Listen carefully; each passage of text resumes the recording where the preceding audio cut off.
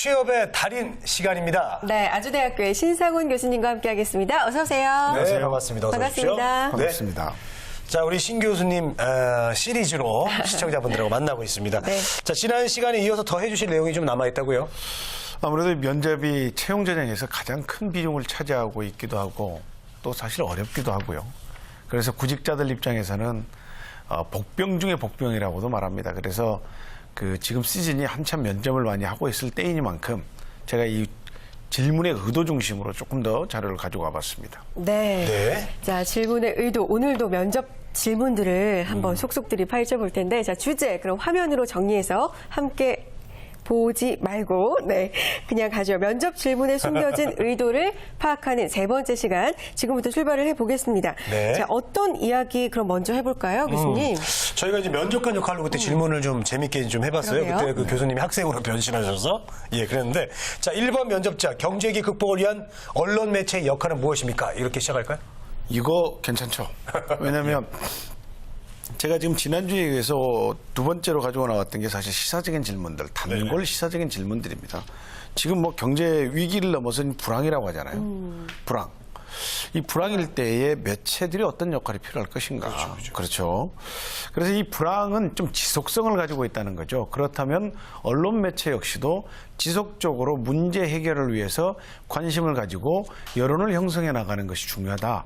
근데 여론이라는 자체가 여러 사람의 의견 아니겠습니까?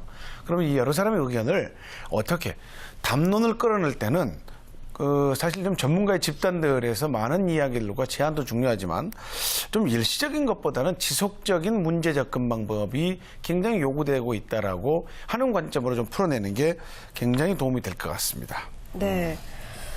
경제 위기 극복을 위한 언론 매체 역할, 이게 기존에 우리가 봤던 질문들 첫 번째 시간과 두 번째 시간과는 차원이 좀 다릅니다. 어려워졌어요. 자기 생각을 밝히는 게 좋지 않을까요? 아무래도 정해진 답이 있다기보다는, 교수님? 답이 있다라는 정답의 질문은 오히려 쉽습니다. 답이 있기 때문에요. 왜냐하면 답을 하지 못하면 오답이 있었다는 거죠. 그렇죠. 그런데 이 오답이 아닌 견해를 묻게 되는 경우에는 사실 명확하게 자기 견해를 밝혀주는 게 좋다는 거죠. 그래서 여기에는 좀 균형 잡힌 사고의 소유자다라는 것을 효과적으로 전달해야 하고 너무 평범한 답은 피하는 것이 좋습니다. 모범 답안보다는 자기 소신과 기질을 드러낼 수 있는 답이 효과적입니다. 그래서 이 언론 매체 역할을 통해서 어떤 공헌적 이익이 있겠는지 이것도 같이 좀 어필하는 게 중요할 것 같습니다. 네. 균형 잡힌 사고를 좀 보여주는 게 중요하군요. 네. 자, 교수님이 미리 이제 저희한테 질문 리스트를 좀 주셨었는데, 네. 이 질문도 좀 어려울 것 같습니다. 다음 질문, 제가 질문 드릴게요. 비정규직과 노조에 관해서 어떻게 생각을 합니까? 이런 질문이에요. 이런 질문. 민감하죠, 이런 거. 민감한 어려워요. 회사가 있죠. 네. 민감한 회사. 네. 특정 회사는 비노조 경영을 우선 경영 방침으로 생각하는 회사에서는 민감하죠. 그런데 이걸 이렇게 물어봅니다. 거꾸로요. 진보적 생각을 가지고 있는 젊은 대학생으로서 무노조 경영을 하는 우리 회사의 경영 방식을 어떻게 생각하십니까? 솔직하게 이야기해도 좋습니다. 이 솔직하다라는 것에서의 어떤 함정의 의미를 모르고 이야기를 하죠. 솔직하게. 솔직하게. 그럼 솔직하게 어떻게 될까요? 떨어지겠죠. 이게 사실은 저는 이렇게 접촉하고 싶습니다. 이제 문화의 관점에서 좀 살펴보는 게 좋다. 제가 이 회사에 지원했다는 이유만으로도 이미 저는 무노조 경영에 동의를 하고 있다고 판단합니다. 그래서 그 질문이 또 다른 어떤 추가된 질문으로 이어가지 않도록 아예 그냥 선언적 의미로 가져가는 게 좋다는 거죠. 그런데 그와 같은 상황이 아닌 상황에서 비정규직과 노조는 어떻게 보느냐? 사실 관점의 측면에서 보면 다르겠지만 노조와 비정규직 회사 그리고 모두 한 목표를 달려가는 공동체라는 사실입니다. 그렇기 때문에 노조와 회사는 대화와 협력의 조직 문화를 창출해 나가야 한다고 보고 우리 회사도 노사와 대화와 협력을 활성화하여 지속적인 품질 개선을 이루고 세계화를 가속해서 초일류 회사로 거듭나는데 초석이 되는 두 집단이라고 저는 생각을 합니다. 그러니까 초점이 목표는 하나다. 여기 그렇습니다. 있네요. 그렇습니다. 그렇군요. 네. 참 어려운 질문인데. 예. 맞아요. 잘 피하셨어요? 예. 잘 피했습니다. 자, 또 질문 들어갈게요. 네. 연예인 자살이 사회에 미치는 영향 무엇일까? 예, 요거. 이거 한때 사실은 심각한 문제였죠. 예, 예. 탑스타들이 그 극단적인 선택을 하는 것들은 큰 영향이 있다는 거죠. 근데 이게 왜 이것들이 사회에 미치는 영향이라고 이렇게 통칭되어지는 걸까요? 혹시 두 분은 좀 어떤 생각을 가지고 계세요? 연예인 자살. 연예인이 아무래도 미치는 영향, 일반 시민들이나 뭐 대중들에게 미치는 영향이 워낙 크니까 베르테르 효과라 그래서 자살을 하면 따라 자살자가 굉장히 늘어나잖아요. 네. 이런 면에서 영향이 아무래도 있죠. 실제로 이거 같은 사례가 있었어요. 어디에서 있었을까요? 우리나라에서요? 아니요, 우리나라에서 있지는 않았고요. 아, 외국에서? 외국에 있는데 네. 그 홍콩에서 실제로 그런 일이 있었다는 거예요. 그래서 그 장국영 씨가 자살을 했는데 이게 그 팬클럽에서 동반으로 자살했던 사례가 있었답니다. 네. 그래서 이건 파장이 상당히 큰 이슈예요. 왜 그러냐 그러면 이 자아전체감이 완성되지 않았던 청소년들이 이것들을 받아들였을 때 이게 어떤 현상이냐 그러면 이 가치감으로서 동일시된다는 개념을 가지고 있다는 겁니다. 그래서 이건 연령대와 상관없이 참 국민들에게 많은 충격을 주고 있는 것들인데 근원적인 문제들을 살피기 전에 이것은 아까 말한 그런 효과들 때문에 따라가는 일이 있어서는 안 된다.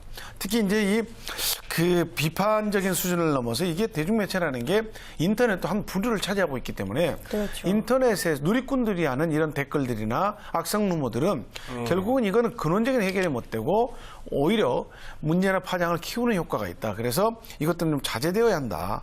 그렇기 때문에 대중매체의 역할은 더욱더 신중해질 필요가 있다는 거죠. 그래서 이거를 너무 특종 형식으로 지속적으로 방송하기보다는 일정한 시점에 좀 끊어줄 필요도 있다. 저는 이렇게 봅니다. 그래서 네. 뉴스를 그냥 뭐 생중계하듯 하는데 단신 정도 처리를 하고 그런 팩트만 전달하는 것들은 그 재발 방지를 하는데 오히려 대중매체의 역할로 가장 큰 중요한 포인트를 점하는 게 아닌가 저는 그렇게 생각을 합니다. 그렇군요. 이 사회적인 이슈를 묻는 질문들이 많아지는데요. 이런 질문들을 물어보면은 면접자가 그래도 이 사회에 대해서 어떻게 생각하고 있는지 좀 알 수 있기 때문에 물어보는 게 아닌가 그런 생각이 들어요. 이게 면접을 보는 사람 입장에서는 부담이 되는 게 두 가지 이유인 것 같아요. 일단 그 사회 문제가 뭔지 알아야 되잖아요. 그렇죠. 일단 배경 지식이 있어야 되고 두 번째는 답이 없기 때문에 내 성향이 드러나니까 그게 좀 부담스러울 수 있을 것 같거든요. 이런 질문을 하는 의도가 뭘까요, 교수님? 왜냐하면 사회성을 갖추고 있느냐입니다. 최근의 트렌드를 통해서 이 사람이 최근 트렌드 속에 있는 사람인지 그러면 왜냐하면 기업 경영이라는 게 사실 최근 트렌드를 따라가지 못하면 이 경영의 연속성이 없다는 거죠. 그렇기 때문에 판단력과 사고 능력을 동시에 체킹해서 이 사람이 바른 가치관과 사회관을 가지고 있는가 이것들을 여쭤보려고 하는 겁니다. 네. 그렇습니다. 자, 이제 다음 질문을 좀 들어가 보도록 할게요. 네. 이것도 민감한 질문입니다. 사형제도에 대해서 어떻게 생각하십니까? 그렇죠. 이 질문이 나오면 긍부를 떠나서 사실은 이제 오랫동안 유지되었던 어떤 형별 제도인데요. 이게 이제 자유형이라고 하는 거죠. 인신을 구속하는 형태에서 사실은 이제 동일한 범죄를 그 예방적 차원이 크다고 해서 이것들이 지금 시행되고 있는데 아마 전 세계적으로 한 몇 개국 없을 거예요. 사형제도를 채택하고 있는 나라 중에 하나가. 그 중에 하나가 우리나라예요. 그런데 사람이 받을 수 있는 형벌 중에 가장 심한 형벌이지만 근본적으로 사람이 사람의 운명을 정할 권리가 없기 때문에 그 존재 자체에 의구심이 들기도 합니다. 그렇기 때문에 죄의 심도를 떠나서 한 사람이 살지 죽을지를 정하는 일은 심각한 문제죠. 이렇기 때문에 사형제도를 실시하지 않는 것이 더 좋은 방법이라고 생각합니다. 왜냐하면 사형제도를 통해서 얻게 되는 예방적 범죄보다도 사실은 사형제도를 통해서 한 사람이 무고한 생명이 또 살인이 되는 사법적 살인이라는 게 사실은 피해졌다라는 것으로 저는 그 좀 부정적인 견해를 밝힌다라는 걸로 이야기 전개를 해보고 싶습니다. 네. 사형 제도까지도 알아봤고요. 자, 다음으로 넘어가 보죠. 오늘 뉴스에도 나왔더라고요. 네네네. 미국에서 또 총기 사고가 발생을 아유, 했는데 네. 총기 소지에 대한 본인의 의견을 말하시오. 이런 문제는 어떻게 할까요? 대부분이 총기 소지가 불법화되어 있는 국내에서는 당연히 노라고 하겠죠. 그런데 저는 좀 이거를 좀 반의적 개념으로 생각합니다. 총기 소지 저는 찬성합니다. 왜냐하면 적절한 교육을 받고 자격을 취득한 사람이 총기를 소지해야만 되고요. 무슨 일이 벌어질지 모르는 세상에 살면서도 자신의 방어 수단으로 총기를 소지한다는 것은 이 합법 지속적인 교육제도 틀이나 어떤 성장 과정에서도 명확한 지침이 있었던 이 시스템을 통해서 가지고 있는 책임감을 개인에게 전가한다면 오히려 이 사고를 많이 예방하지 않을까. 무분별한 측면보다는 그냥 양성화됨으로써 어떤 긍정적인 선의의 측면이 있다고 저는 판단하기 때문에 오히려 그것을 교육과 사회성으로 연결시켜서 대답을 하는 방법도 하나의 일면이라고 저는 봅니다. 네. 그래요. 이런 시사 문제들은 근데 하루아침에 되지 않잖아요. 맞습니다. 평소에 좀 많이 봐야 되겠어요, 교수님. 이거 매번 우리 학생들에게 힘주어 말해도 안 되는 게 있어요. 뭔가요? 그만큼 뉴스를 안 보는 거예요. 네, 맞아요. 예. 너무 바쁘다는 측면이 힘들어요. 있는데 뉴스는 반드시 손으로 보지 말고 읽어라. 손으로 본다는 게 뭐겠습니까? 스마트폰이죠. 그렇죠. 가독성이 떨어지기 때문에 눈으로 좀 읽어주는 게 중요하다. 이것도 연습을 해야 되는 내공이 필요하다. 이렇게 봅니다. 네. 네. 자, 이런 질문도 또 있나요? 몇 가지 또 알아보죠. 신세대를 어떻게 생각하는지 말해보시오. 네네. 이건 어떻게 할까요?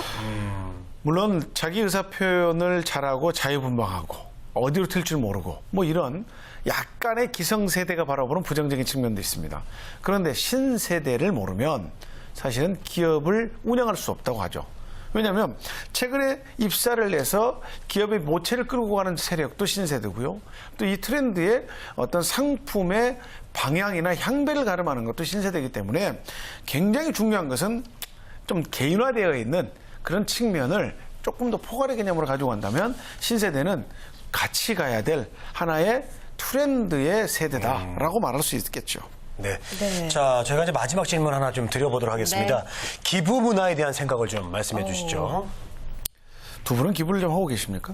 저는 기부요? 그냥 장학회 조금씩 그냥 하고 있습니다. 대단하십니다. 예, 예, 부끄럽게. 예. 조금씩, 작게. 아주 조금씩. 저도요. 조금씩. 네. 이게 그래서 종교 활동을 하는 분들이 대단한 거죠. 왜냐하면 11조를 헌금으로 내잖아요. 맞아요. 그렇죠. 어찌됐든. 근데 비종교 활동을 하는 분들은 이 특정한 기부를 본인이 행하지 않으면 어렵습니다. 네. 그런데 이게 사실 시티즌으로서 시민의 일원으로서는 나는 필수라고 봅니다. 그러니까 예외일 것 없이 여건이 되고 내가 돈이 있으면 하겠다는 게 아니라 태어났다는 그 자체만으로도 나는 사회에 환원하고 내가 가진 조금이라도 아니면 일부분이라도 내놓는 것이 당연한 논리다라고 하는 측면에서 접근하면 어색할 필요가 없습니다. 네. 당연한 것이다. 네. 그렇군요. 자, 취업의 달인 오늘은요 면접 질문의 숨은 의도 그 세 번째 시간으로 이 시사상식 부분에 대해서 자세하게 알아봤습니다. 아주대학교의 신상훈 교수님과 함께했습니다. 고맙습니다. 감사합니다. 감사합니다.